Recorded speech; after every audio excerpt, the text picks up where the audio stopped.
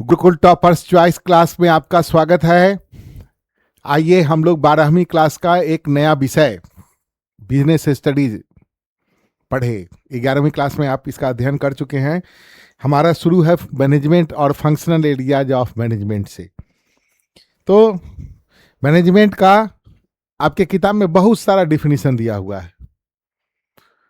उसको शुरू करने के पहले मैं आज से लगभग 20 साल पहले सोनू शर्मा का एक, जो आप सब कोई जानते हैं, उनको बहुत बड़े मोटिवेशनल हैं, उनका एक स्पीच हम देखे थे। तो हम भी सोचे कि बच्चों के साथ हम उसको शेयर करें। आज मैनेजमेंट 3 पक्ष इन्वॉल्व है।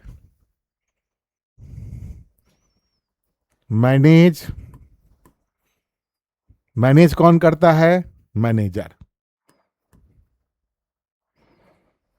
मैनेजर। और इसके लिए वेरियस फैक्टर्स ऑफ प्रोडक्शन है जो आप अर्थशास्त्र में पढ़े हैं, उसकी भी चर्चा हम लोग करेंगे। तो मैनेज कौन करता है? मैनेजर। मैनेजमेंट का मतलब होता है, management is a process of getting things done with the help of other people. अन्य व्यक्तियों से काम करा लेने का कला जो है वही प्रबंध कहलाता है।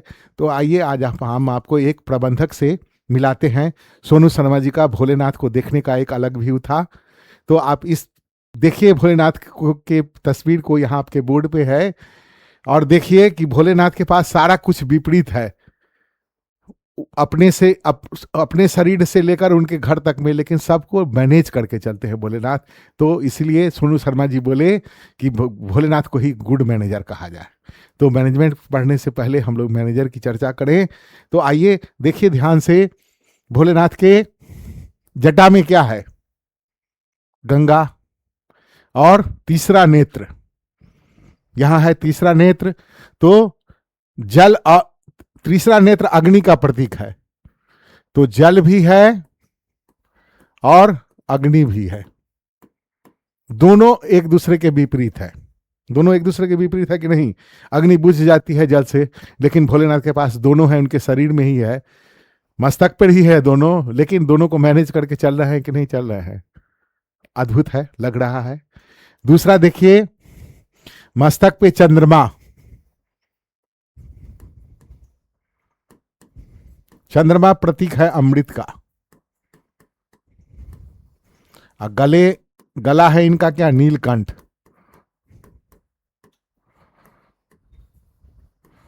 नीलकंठ है गला, मतलब विष है। तो अमृत विष दोनों के एक साथ रखे हैं, दोनों एक दूसरे के विपरीत है। दोनों का कैरेक्टर क्या है? एक दूसरे के विपरीत है, तभी चल रहे हैं कि नहीं चल रहे हैं? दोनों को रखे हुए हैं। तीसरा आइए,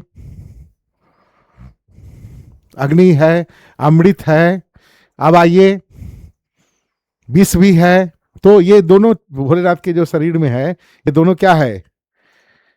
एक दूसरे के विपरीत है, लेकिन भोलेनाथ दोनों को धारण किए हुए हैं और दोनों को मैनेज कर रहे हैं। तो अद्भुत है कि नहीं? अब आइए भोलेनाथ के घर की तरफ चले। तो भोलेनाथ के घर में 3 सदस्य, माता पार्वती, कार्तिकेय और गणेश। तो अब भोलेनाथ की सवारी देखिए, नंदी बैल।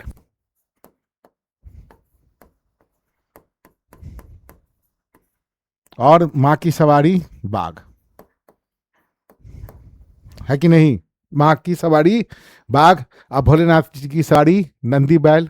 दोनों एक दूसरे का शत्रु, एक ही घर में रह रहा है, भोलेनाथ उसको मैनेज कर रहे हैं।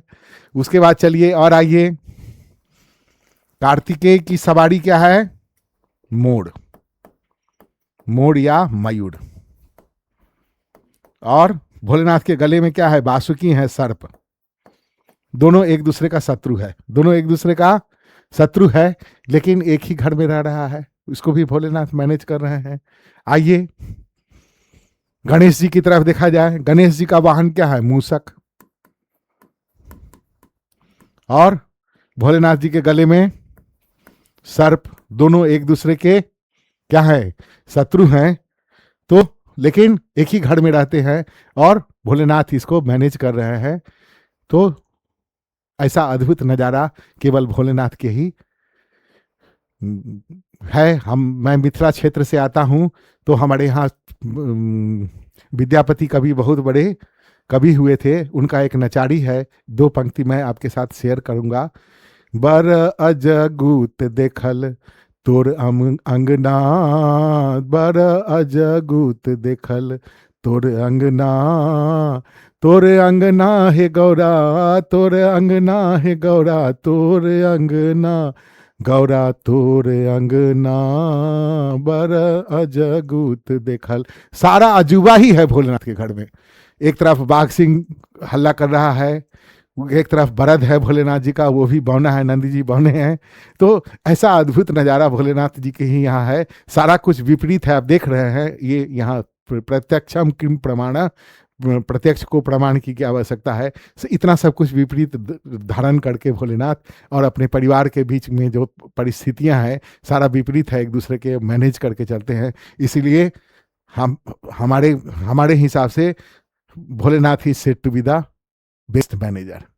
इतना सारा विविध परिस्थितियों को मैनेज करते हैं, इसलिए भोलेनाथ ही को हम लोग सर्वश्रेष्ठ प्रबंधक कह सकते हैं। आज के लिए बस इतना ही।